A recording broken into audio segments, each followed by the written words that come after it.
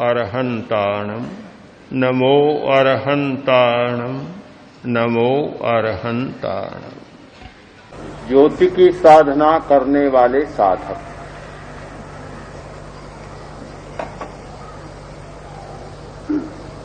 मनुष्य चेतन है, पदार्थ अचेतन।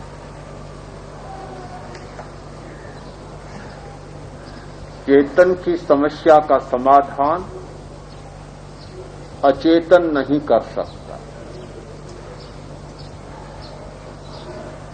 वह समस्या के समाधान में निमित्त बन सकता है,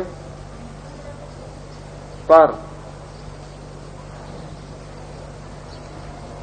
उपादान नहीं बन सकता। मनुष्य के जीवन में होगा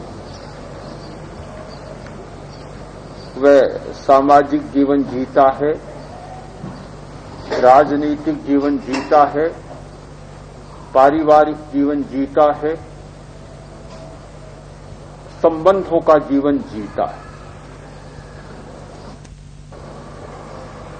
समस्याएं भी अनेक प्रकार की पैदा हो जाती। राजनीतिक समस्या, सामाजिक समस्या, पारिवारिक समस्या, आर्थिक समस्या, धार्मिक समस्या और चैतसिक समस्या, प्रकार की समस्याएं पैदा होती है। उन सब का समाधान किसी एक से किया जा सके, यह संभव नहीं। यदि राजनीतिक समस्या है, समाधान राजनीति के स्तर पर खोजना होता है। आर्थिक समस्या है तो उसका समाधान आर्थिक स्तर पर खोजना होता है।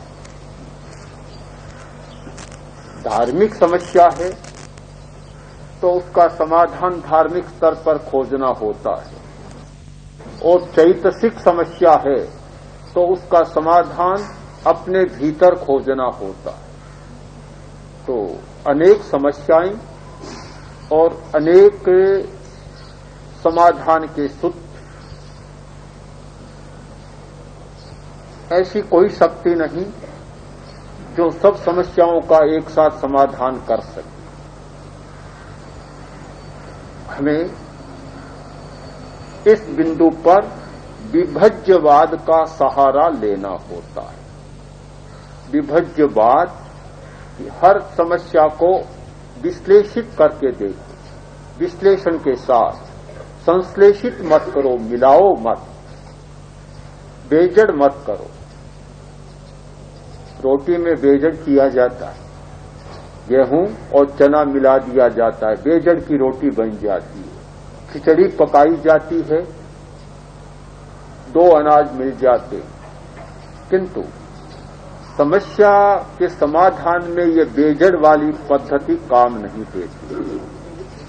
वहां अलग अलग कोण से उसे सोचना और देखना होता है।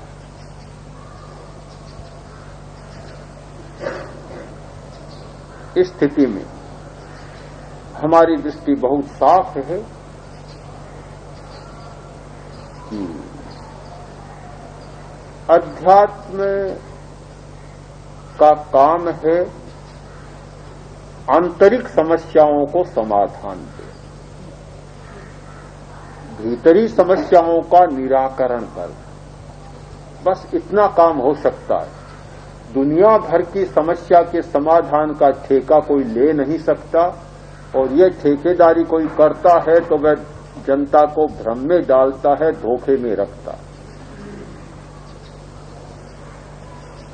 एक बात बहुत साफ है कि जब आंतरिक समस्या का समाधान होता है तो बाहर की सारी समस्याओं को सुलझाने में सुविधा बहुत हो जाती है। समस्या को उलझाता कौन?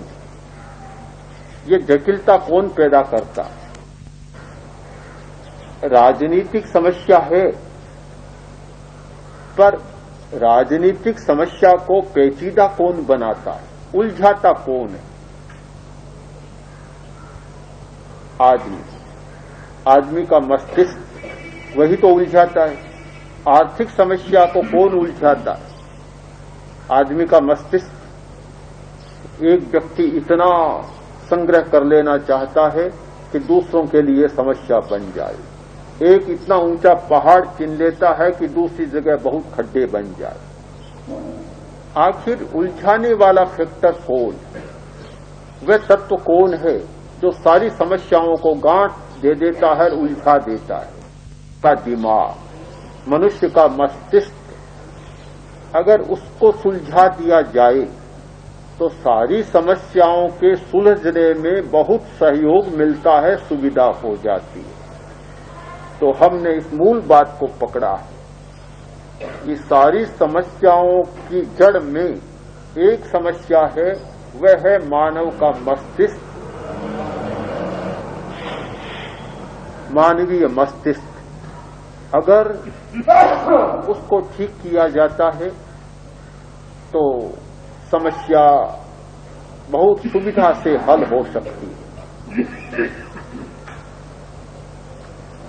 इस कोण से विचार करें तो चैतन्य के विकास की बात हमारे सामने प्रमुख बन जाती है।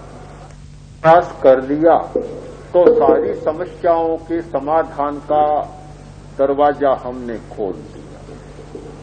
और यदि एक चैतन्य का विकास नहीं किया तो सारी समस्याओं को उलझने का अवसर हमने प्रस्तुत कर दिया। इस निष्कर्ष को केंद्रीय मानकर और परिधि में सारा चिंतन करें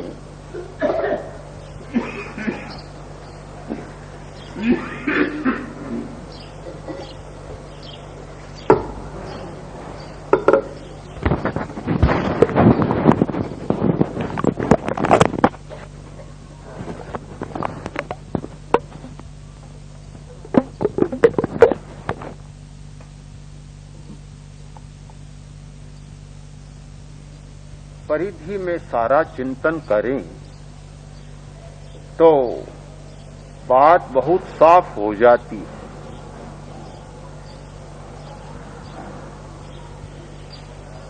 आदमी को विस्तार में जाना होता है।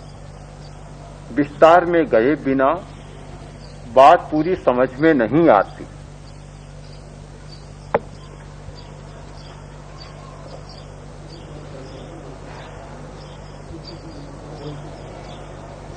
मुल्ला फखरुद्दीन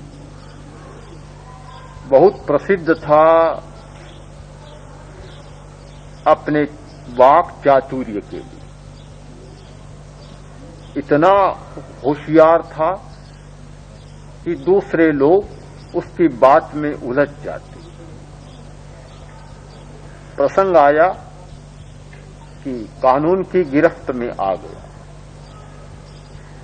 न्यायाधीश के सामने